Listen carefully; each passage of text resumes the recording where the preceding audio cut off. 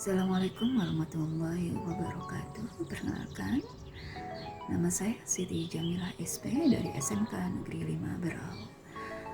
Ingat ya nak, di setiap pembelajaran selalu patuhi protokol kesehatan, mencuci tangan, menggunakan sabun, menjaga jarak, dan menggunakan masker juga hand sanitizer. Itu sangat penting di saat fase pandemi saat ini. Dan ingat selalu memakan makanan yang sehat. Pada hari ini kita akan mempelajari tentang materi pembibitan tanaman buah.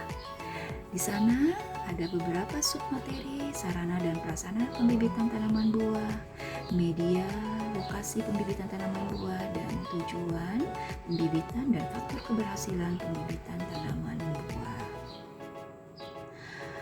Di sini kita akan banyak mempelajari beberapa hal, dan kemudian ada teknik penyiapan lokasi sarana dan prasarana pembibitan tanaman buah, juga teknik pembibitan dan pemeliharaan bibit tanaman buah.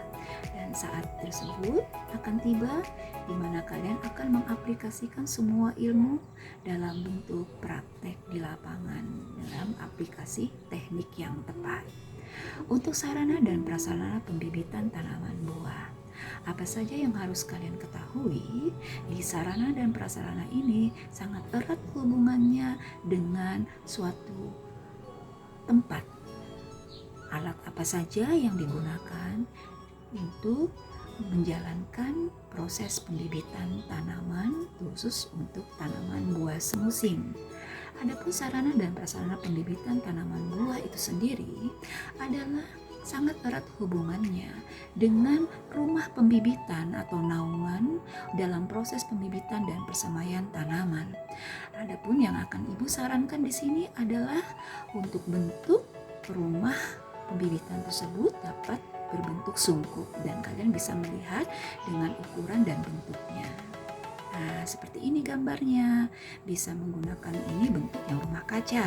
Nah, ini adalah bentuk sederhana menggunakan bambu dengan naungan plastik UV. Nah, seperti ini yang akan kalian buat nanti.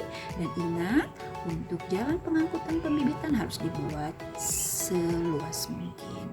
Untuk media dan lokasi pembibitan, untuk media itu sendiri saya akan menggunakan pencampuran dengan perbandingan 1:1:1 untuk tanah, pasir, dan pupuk kandang. Pasir bisa kita ganti menggunakan sekam bakar, dan yang harus diperhatikan adalah kondisi lembab dalam media penanaman. Ini contoh yang bisa kalian amati dan bisa kalian lakukan nanti.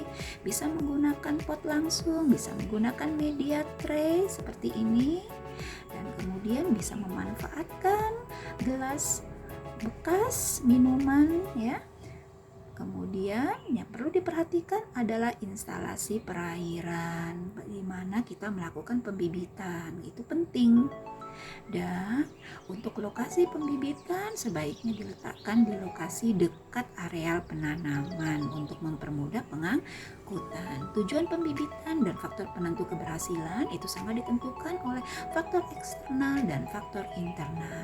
Tujuannya dari pembibitan itu adalah agar benih dapat tumbuh maksimal, benih dapat melalui persemaian dan bisa terlindung dari hama penyakit, dan sebagai persemaian benih yang ditanam dapat terpelihara dengan baik.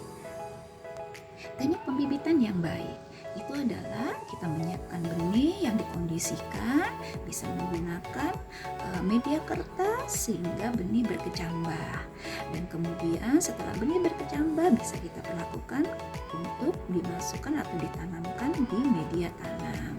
Pemeliharaan bibit itu sangat penting hingga kita melakukan sortasi bibit. Nah, ini ada penyiraman, dan itu adalah contoh bibit melon yang sehat dan bebas dari gulma. Kemudian melon siap tanam di lahan.